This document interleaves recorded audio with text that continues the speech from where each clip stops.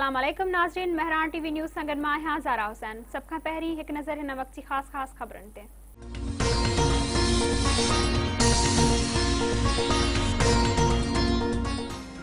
सिंध जे तालीम खाते हिन साल बिना इम्तिहान जे शागिर्दनि खे पास न करण जो ऐलान करे छॾियो। सूबाई वज़ीर सईद गनी चयो आहे त ॿारनि जी तयारी लाइ इम्तिहान 2 महीना अॻिते वधाए सघजनि था। फ़रवरी खां समूरा तालीमी इदारा खुलण ते 50% ॿार स्कूल ईंदा। यकीनी बणायो वञे त 60% निसाब बहितर नमूने पढ़ायो वञे। मुल्क अंदर कोरोना विघे वधीक 47 मरीज़ फौत।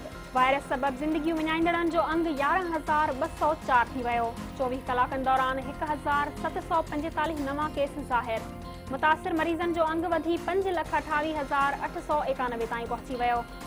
NCOC मूजिब हिन वक्त फाल केसनि जो अंग 34,916 आहे। 2,362 मरीज़नि जी हालत ॻणती जोगी आहे। स्पेशल एजुकेशन खाते में गैर कानूनी भर्तियुनि बाबति रेफरेंस जी ॿुधणी। कराची जे एहतसाब अदालत ॿिनि अॻूणनि सेक्रेटरीज़ मोहम्मद अली शाह ऐं नूर मोहम्मद लगारी समेत 8 जवाबदारनि ते फ़र्द जुर्म लागू करे छॾियो।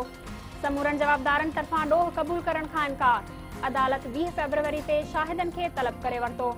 नेब चयो आहे त जवाबदारनि स्पेशल एजुकेशन खाते में 294 गैर कानूनी भर्तियूं करे क़ौमी नाणे खे 25 करोड़ रुपयनि जो नुक़सान पहुचायो। हैदराबाद में नओं SSP मुक़रर थियण खां पोइ कासमाबाद बदअमनी जे वर चढ़ी वियो। फुरूं ऐं चोरियूं मामूल बणिजी वयूं। ॻोठ न्यू किरण शोरो में ज़किया मॉडल स्कूल मां लखें रुपयनि जी चोरी। चोर स्कूल मां LED ऐं 30 टेबलेट समेत लखें रुपयनि जो सामान खणी विया।